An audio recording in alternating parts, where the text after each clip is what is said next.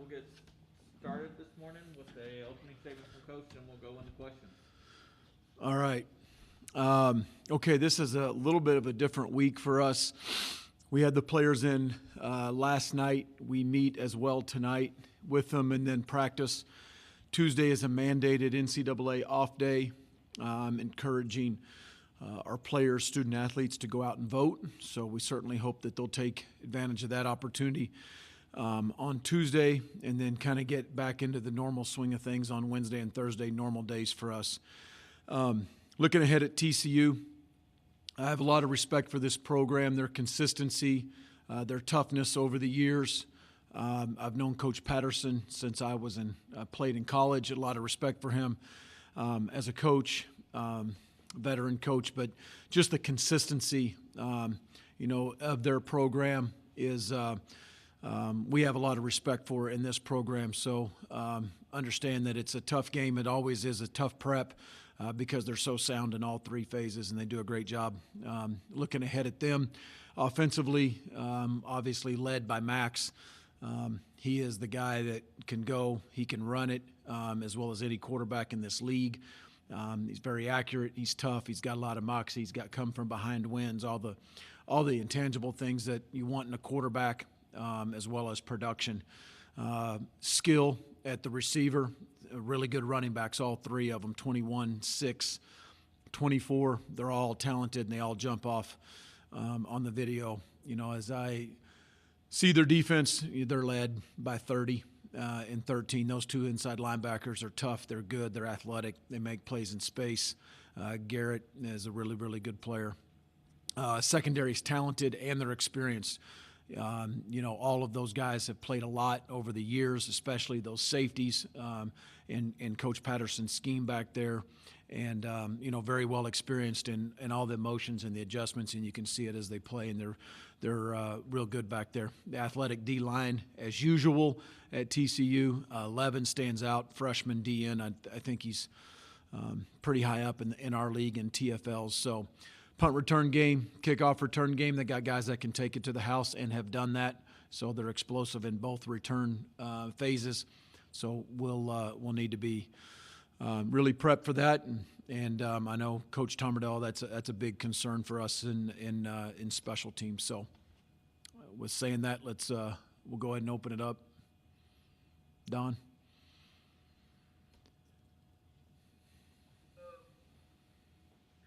Man, watching a little bit of TCU Baylor on Saturday,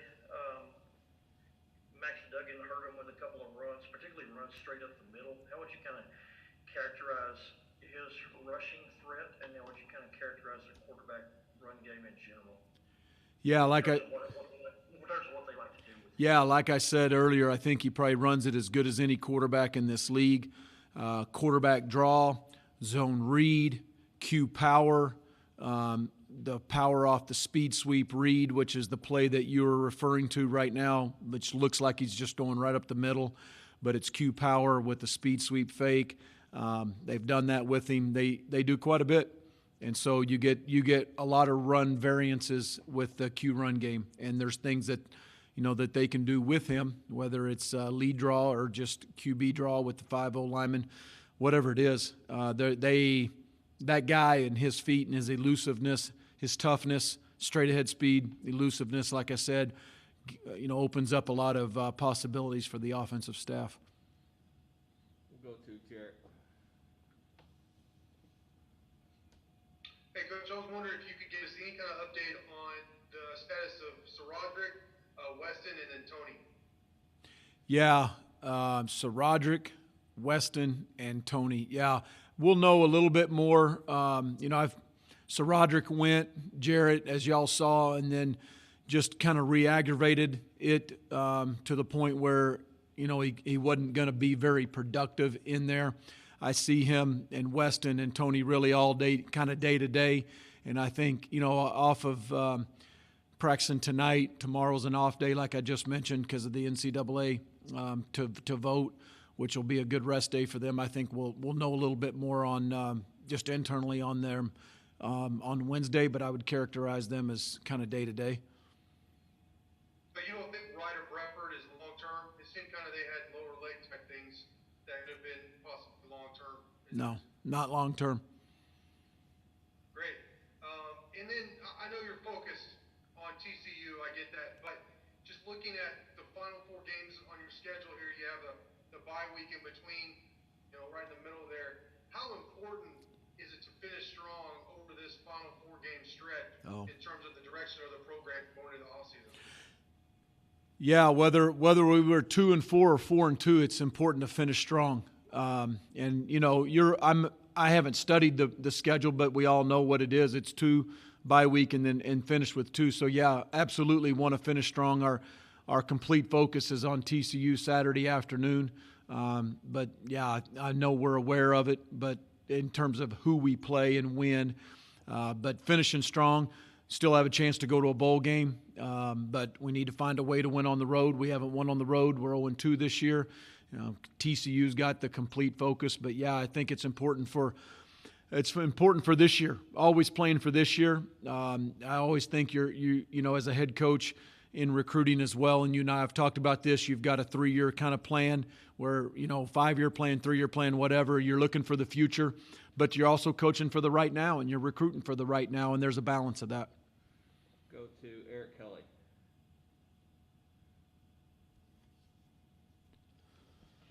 Eric, we can't hear you.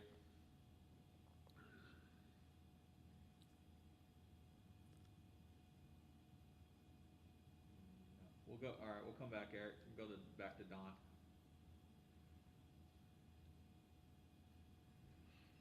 Hey, following up on personnel questions, Dalton Rigdon, a couple of weeks ago, if I remember correctly, I thought you indicated you thought there was a chance he'd be back that week.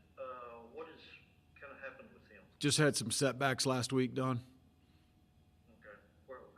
What's his status now in terms of when you think he'll be back on the field? Hopeful. I mean, he's day to day. I mean, he would have been out there Saturday if you should have to answer that in this press conference, Don. Okay. Isn't that our rule? I'm just kidding. No, It's not the rule. You know me, I got to dig and probe. People want to know. I know. You're good at it. You touched on it in your open. Coach Patterson, from your overlapping time with him at Utah State, what was your interaction with him? Because he was coaching DBs at the time you were playing quarterback. Yeah. Is that correct? Yeah. No, he was. What was the young Gary Patterson like? The young Gary Patterson at Utah State was, honestly, I'm around him a lot just in our meetings and some of the things we do in the spring and the summer. He's the same Gary Patterson. He's energetic. He's upbeat. He's hoarse all the time just because of his verbal encouragement to his defense and his DBs, his safeties in particular. Very detail-oriented, a lot of juice, a lot of energy. He and I got along real good. Obviously, it was the other side of the ball, but we've stayed in touch and stayed in contact over the years. I got a tremendous amount of respect for him. I really do. He and Kelsey are good friends. We'll go to Ron Clark. 2 questions, Coach. For a game that you guys just had against Oklahoma, how much of that tape are you guys watching back, or is that one of those ones where you watch it one time, flush it, and then move on to the next? Ronald, same as what we always do. Wash it one time, learn from it, flush it, move on. We didn't watch West Virginia more than once. Now, coaches we did multiple times, but with the players, one time, correct, encourage, move on. And then, you mentioned obviously you haven't been able to get a road win this season, but obviously you've been in both of those ones that you've already had. What is it going to take to get a win this Saturday on the road? Well, you got to play early. You got to play well early in the game. First of all, just coming off of this game Saturday, we got to not beat ourselves on offense and taking care of the football. Losing the turnover battle 3-0 is not going to win you any games in this league in the Big 12, let alone on the road. So I think those are certainly things that we've got to get corrected and play well at a high level in terms of the way we're playing on offense when you go on the road. All right, we'll go back and try Eric Kelly again.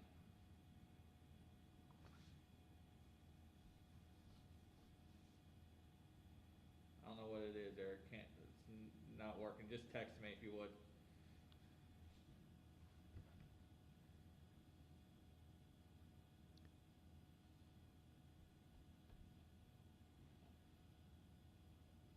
Any more questions? Any more questions? And we'll go to Ryan King.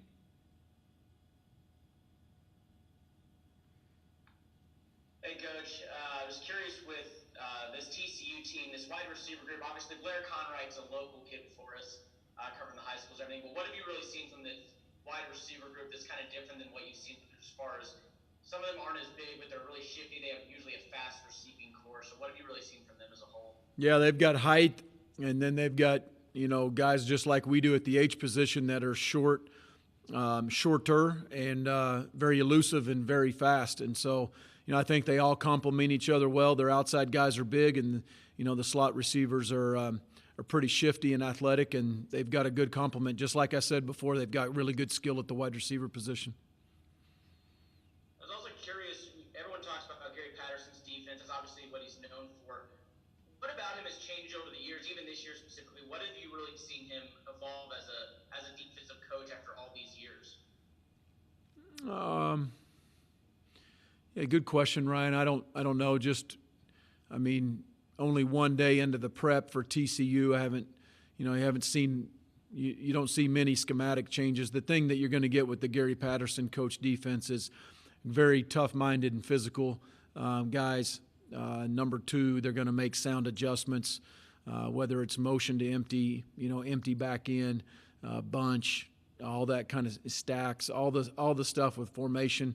They do a great job in the secondary, and that's what that's his baby. So very, very. You don't see much difference. You just see sound, really good football. Go back to Jarrett. Coach, I believe on more than one occasion, it was 30 long on Saturday, and the offense ran a draw, which didn't work. Was the idea behind that, I don't remember the context of the situation, but was the idea behind that to get a more manageable fourth down if you had any success with the draw, or was it just, what was the idea behind Yeah, Jared, as best I can recollect, I think there were two of them. One was an extremely long third down. I think that was, pad the punt just a little bit. The other one was we were in a 4-down situation trying to get half of it and get into a more manageable 4th down situation. We didn't. We ended up punting. In a game like that where, it was a blowout loss, it was a difficult loss, a lot of people understandably focus on the negative, but was there anything positive that you and the coaches and the players could take from the game at all?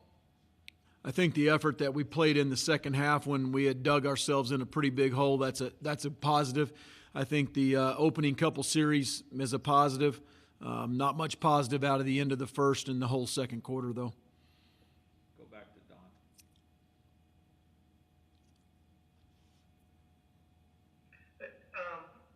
Speaking of that, you said not much positive at the end of the first and open the second quarter.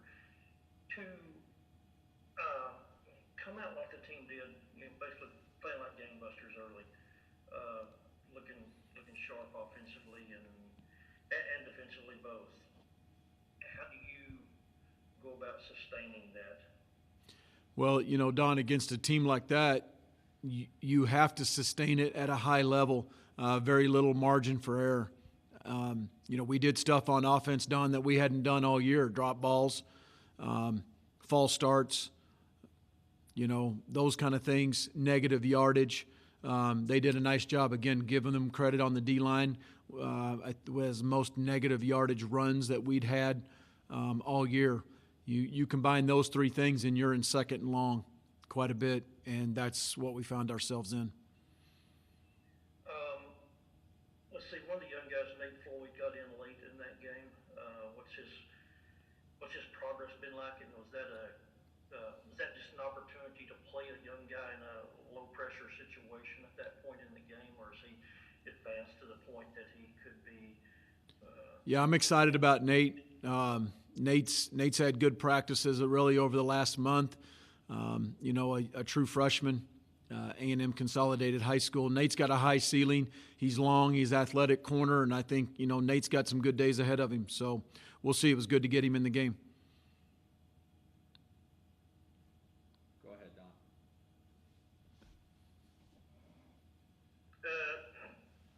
Two more guys I forgot to ask you about earlier. Krishawn Merriweather and TJ. What's their status for this week?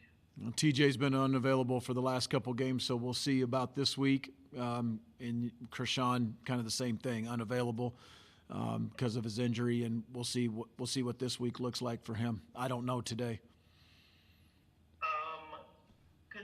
Considering, given that there is basically no requirement this year for bowl eligibility, is that something that you guys, do you use it as a motivator to, go win, gotta win this game, go win 2-3 more games, extend this season? Oh, yeah, absolutely. Don, we're trying to win every game. We're trying to win every single Saturday. And like I said before, I think we can still make a bowl game. I don't know what those requirements are exactly. Not sure exactly all the bowl situation just because of COVID and everything, but I'm more focused on just this week, see if we can find a way to win and go put a great game plan together and have confidence that we're going to go win this week. And but yeah, absolutely. That's the goal, is to be in a bowl around here and extend the season by a game, no question. We'll go to Ronald Clark, and then that'll finish us up. Playing from behind a bit this season, what's sort of been your message all year for, playing against adversity and obviously keeping in from following like one against Oklahoma? Well, we don't talk about, Ronald, getting behind by big margins like we did against Oklahoma. That's a negative talk. We talk positive, but we also talk about overcoming adversity, and whether that's injuries, next man up, or it's falling behind, or a sudden change on defense, what have you. We have to play with adversity. Grit has to be a big part of this program. Mental toughness has to be a big part, and at times we've done it well. Saturday we did not battle back when we got down. 2 touchdowns, then 3. We didn't battle back to keep it a ball game. It snowballed on us, but no, we don't talk about it from that standpoint that you phrased it. But yeah, I think certainly overcoming adversity has to be a major part of every football program, and ours included. All right, that'll do it for Coach today. We'll have Jacob Morgenstern here in just a few minutes. Thanks, guys.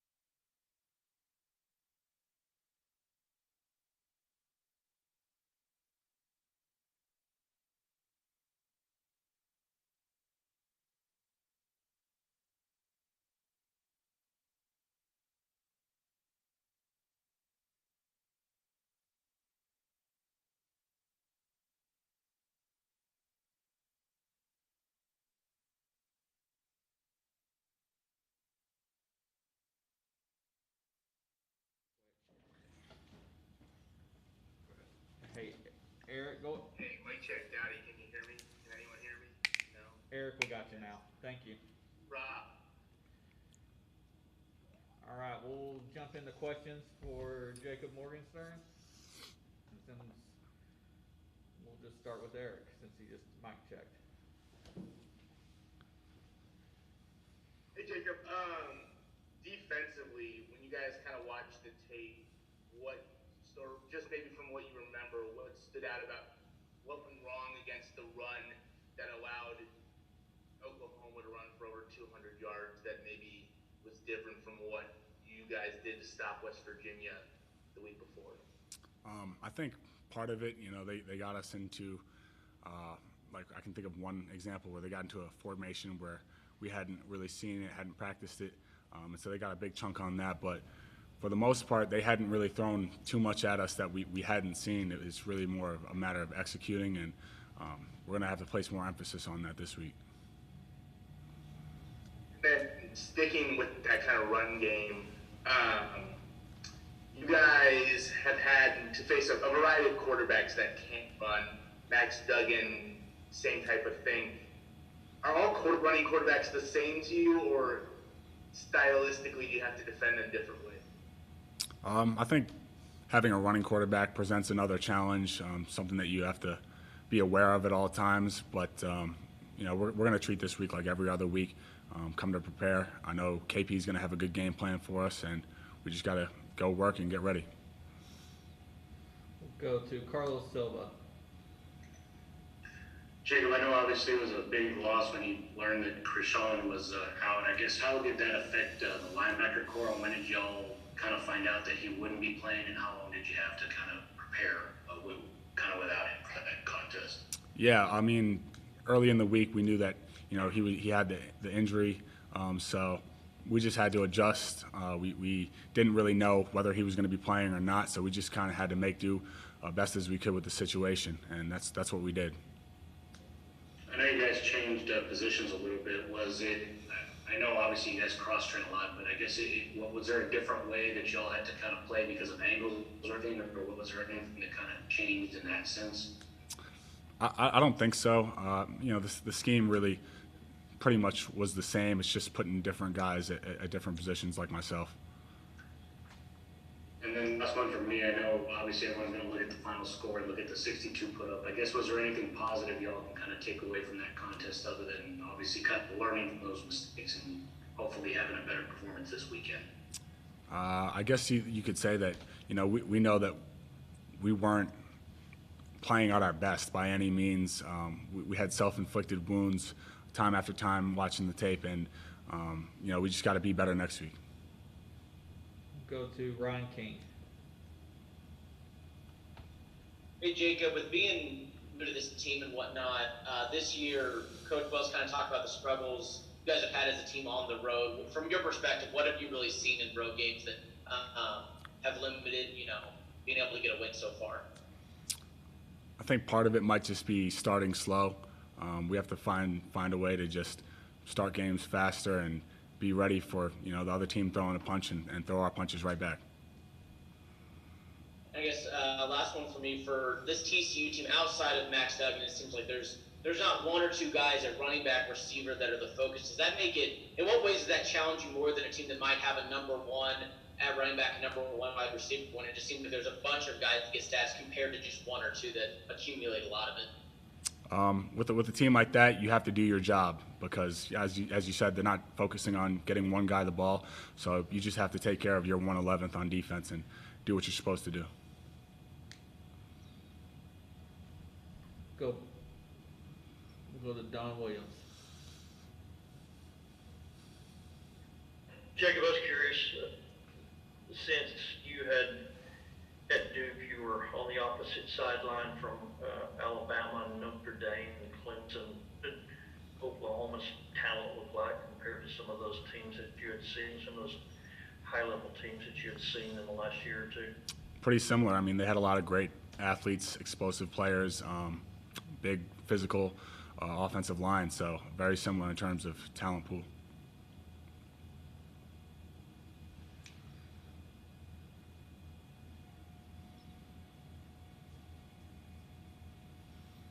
You have any other questions for Jacob?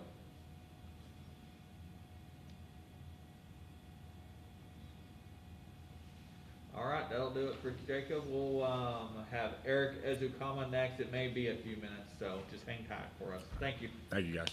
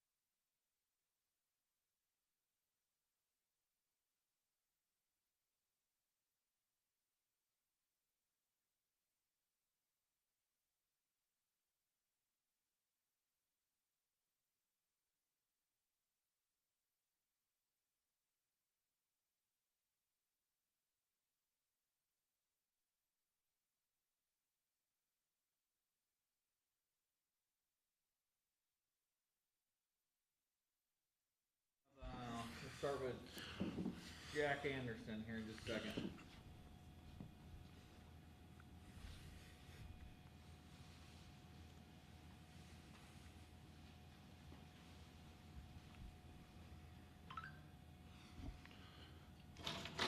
Get a delay real quick.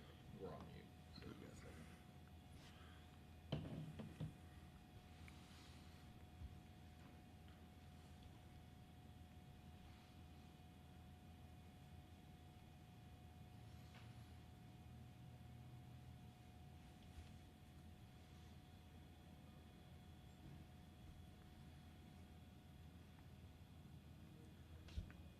All right, we'll go ahead and get started with Jack.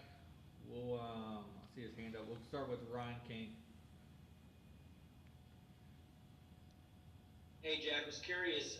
People always talk about Gary Patterson, TCU in general. It's always about the defense and whatnot. You being an up front guy, what from them is different than a lot of teams you face as far as whether it's the rush, the D line? What presents some challenges for you? I mean, they do a lot of different things, and they do them well. I mean, a lot of line movement up front, like what we've been seeing the last few weeks, and really just they got some active linebackers and guys that can rush the passer. I mean, a lot of the stuff you're seeing in the Big 12, but yeah, he is a guy that really prides himself on his defense, and every year it's a challenge for sure. And yeah, we're excited for the opportunity. Is that a good challenge for you guys going up against someone who's known, in the Big 12, it's usually the offenses and everything. Is it good to be going up against somebody who's known for their defense and see how you stack up against it? Yeah, I think we're always excited to play TCU just because of that little reputation they got of being a good defense and putting guys in the league the last few years for sure. And yeah, it's exciting. I guess final one for me. When you mentioned movement on the D-line, OU does some of the late movements and whatnot. They've incorporated that. Does that prepare? Has that some of those adjustments throughout the conference? Has that prepared you for the TCU type matchup, or do they still do it in a different way? I mean, yeah, everyone does it in a little bit different way. They have their own little ways to do it. But I mean, for the most part, the Big 12 has been a lot of 4-down with line movements this year, and that's just the scheme that maybe they're moving towards. But yeah, it's different every week, and then that's the cool part about college football is every week you get something new, and yeah, we'll get a good game plan going, and we're ready. We'll be ready. Go to Eric Kelly. Dak, as an offense as a whole, how do you get some of that rhythm back? It was a little had a nice start, obviously, but then got a little bit discombobulated. Turnovers probably had something to do with it. Yeah, I would say the number one thing would just be our confidence. I think with that first drive, we were real confident, and then when the game, with the highs and lows of what was going on, some turnovers, stuff like that, I feel like we kind of lost that spark, that confidence, and we'll get it back this week in practice, preparation. It always breeds confidence going out there and doing it in the practice field, so we'll be good. I just think we got to react better to that type of stuff. And then, as an offensive line as a whole, Ryan talked about some of that pre-snap movement. It gave you guys a couple issues in terms of moving early. What about that maybe causes something like that to happen? I mean, it's always tough when there's a guy 4 feet in front of you yelling something very loud when you're waiting for something, a cadence. So that's always a challenge, but it's something we'll focus on and something that we'll really make an emphasis, and we got to be better in that department. We have any other questions for Jack? We'll go to Don Williams. Kind of following up on what you're just talking about. Coach Wells said that he got the penalty the other night because he was mad that OU wasn't penalized for the stimming. How much seem like they did that more than other teams that y'all have seen, or how much do you encounter that on a weekly basis? I mean, we prepared for it. We watched it on film, and it was something that we talked about. Obviously, we didn't execute it very well, but it is something that you see in the Big 12.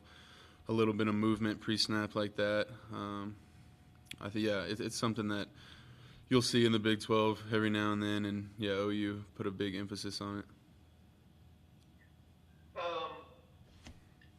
Let's see. When Weston went down the other night, I know kind of your first guy in usually on the end interior guard or center is Will. Well, tell us a little bit about Will, his development over the course of his career, and what he kind of brings to this unit. Yeah, he's a guy that can really do it all. He's a guy that came in, started playing tackle when we first got here, and every year he's just gotten better, gotten stronger. His care factor has gotten more and more. I think he's a guy that really loves the game, and he's in the film room with us watching it. And yeah, he's been a good addition and someone that we can trust at in really any spot. Go ahead, Don. When Darius came in the other night, had the big touchdown run, led the team in rushing. How do you feel about where he is now and his ability to help you guys out in the run game? Considering that Mr. Roderick and Xavier have been down. Yeah, I mean, it's always next man up, especially at a position like running back where guys tend to get banged up, taking a lot of carries, and it was refreshing to see him get in there and get some good carries. And he's obviously a guy that has some wheels, and it's a little bit of a spark just to see him running down the sideline like that, like one of those little outside zones that we had. And yeah, it just gets us excited. And obviously, as an O-line, you like to see a guy that can hit the hole like that.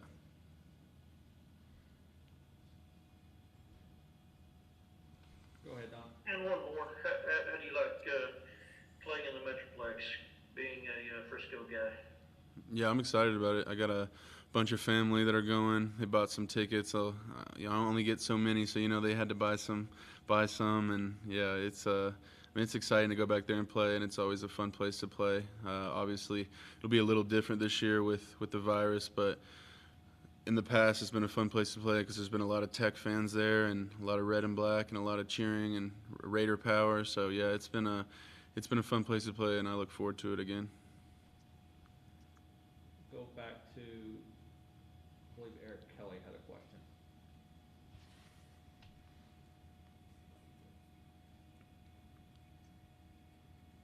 Jack, as kind of one of the leaders on the offenses, when you go through those highs and lows of a game, what is your strategy for keeping people engaged in a game where maybe you go down like you did early? Mm-hmm. Yeah, I mean, it's tough in a game like that where you start out with a drive like we had in the first drive and then a lull like we had for the next 6-7 drives. So yeah, that was tough, and it's just talking to the guys when we're sitting on the chairs and just trying to keep everyone calm, composed, but also intense. And there's of emotion that you need to bring, obviously, in football, playing on the O-lines especially. But I like to say never too high, never too low. I mean, when we score like that, I try to make sure that we don't get too ahead of ourselves. And when we're having a few bad drives like we had, a few turnovers, putting our defense in a bad spot, that we just can try to turn that around. But yeah, it was obviously a tough one for sure there in the first half and in the rest of the game, really. And how do you maximize as a team these last 4 games on your schedule? Maximize as a team, I think we just need to go out there and prepare how we did against West Virginia and how we've done in previous weeks when we've went out and played better. And I just think we need to go out there and play with more of a swagger, more of a confidence. When I think of Texas Tech football, that's the first thing that comes to mind is that swagger, that confidence, I mean, I just think we prepare well, and I think we just need to go out there and do it on Saturdays better. That's all it comes down to, really. Do you have any other questions for Jack? If not, we'll let him go, and we will have Eric as a comment here in just a few minutes. All right, thanks, Jack.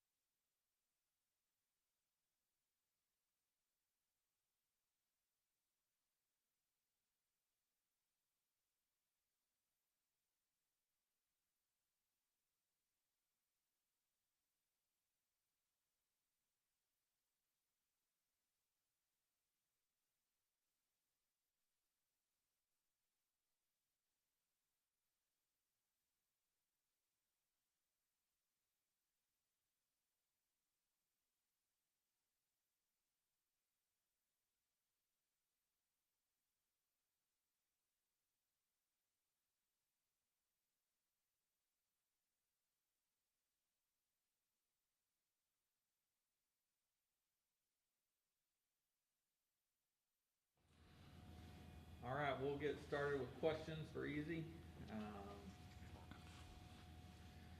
We'll go straight to Eric Kelly. Eric, I know it wasn't you in particular that were involved in those drops that led to interceptions, but what do you say to some of those guys in terms of bouncing back? Because it seemed like almost identical plays, one with Keyshawn, one with Miles. How do you keep them from kind of hanging their head after a play like that where they can blame themselves for putting you in a really good situation? Just got to get back to work. I feel like, they got their one chance, early to make a play, and, it just didn't go their way. And with that, you just got to learn from it and, go back to work. After practice, get some balls in with the jugs or something, so, that doesn't happen again. And then for you, from your perspective, what kind of changed from that first drive where you guys marched down the field pretty easily to, the next couple where you guys were a little discombobulated? With the first drive, I feel like, I always tell Henry, I say early and often,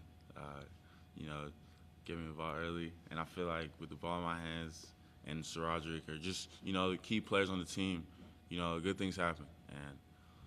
And with that, I feel like we tried to spread the ball around for the other drives, and it just didn't go our way. And then from past experiences, what do you remember about this TCU defense, specifically in the secondary? Good DBs. They're quick, fast, but I feel like with the guys on the outside, we can take advantage of whatever they got out there. Go to Phil Mayer. Eric, you mentioned telling Henry to get the ball early and often. Is it your mindset to really be that number one guy, or are you just more concerned with filling your role in the offense? Everybody wants to be that guy on the offense, but there's very few that really want to step into that role. And with me, I want to be that guy, and I want the ball, 3 times a drive really. Because I feel like with the ball in my hands, I'm able to, move the chains or make a big play, or get the offense going, and you just, get momentum. So, the guys on the sidelines, get loud, the crowd gets loud, and everybody's into it.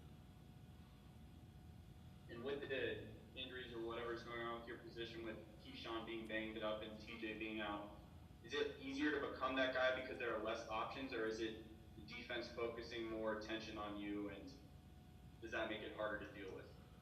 I don't think defenses know about me yet, really. It's gonna take time. But with that, I feel like I've got a lot more targets with guys down. But when they're back, I feel like it's gonna be the same thing. Just Go to Ryan King. Hey Eric, kind of going off of what Phil said there. There's a lot of guys out right now, but with how much you and Henry are connecting, is that with guys being down, you're just getting more targets, or have you guys really built a relationship since he's come to Lubbock? We've built a bond. I feel like with me and Henry, he knows he can trust me to make a play for him. 4th and 11 against West V. I'm being told, the ball's probably coming to you, and I make that play for him. And we go ahead and score on that drive, and, I'm just happy that I was able to make a play so someone else can, get in the end zone. How does Henry help you? It's pretty obvious how a receiver can help a quarterback, whatnot. How does he help your game specifically? He's able to move. He's able to move around the pocket. When the pocket collapses, he's able to run out, and with that, the defense is looking at him. DBs are staring at him, worried about what he's gonna do, and that leaves me open most of the time. Go to Don.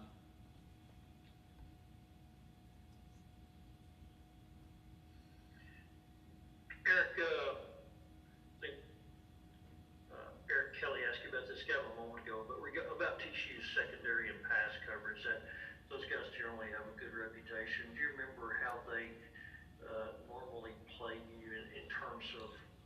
style of coverage, that kind of thing? They're a physical group. I feel like last year playing them, they were physical off the line. They always had a good safety over the top. So we're gonna have to, just expose them really, pretty much. Also, TCU's kind of your hometown school. What was your view of that program or them when you were younger growing up, and what was your recruiting experience like with TCU? They're good. They're a great program. KP, he invited me in, and he offered me a scholarship there. But with that, I live 30 minutes down from TCU, and I wanted to get away from home a little bit. But they're a great program, great football team, and I'm excited to play in Fort Worth, so my mom can come watch me play. How many did you attend many TCU games when you were younger, or get to go like on unofficial visits when they have high school guys in there, or how many games did you see? I didn't watch the game. I went to the junior day, and I remember Coach Sharp. He invited me out and offered me a scholarship on spot when I walked in. So it was not much. It was cool. Yes. Yeah. So how many family members? You mentioned your mother. How many people will be in your group there rooting for you on Saturday? 14. I have to get 14 tickets this week. So I have a big family, and all of them are coming out to watch me play. So. Who do you hit up for tickets? What teammates have you asked for? Hey, let me have yours. All the out-of-state guys, California, all those guys. I go to them first, because Fort Worth here in Texas, I feel like all the Texas guys, all their family's gonna come to this game because it's a closer game. So you got all the 14 tickets you need yet, or are you still negotiating with guys? I'm close. I got 12. I got 2 more to go. Do you have any other questions for Eric? All right, that'll do it for this morning's session. We'll have the 2 coordinators around 1 o'clock today. Thank y'all. Appreciate it. Easy, always appreciated. Always, man. Fort Worth, get a couple of TDs this weekend.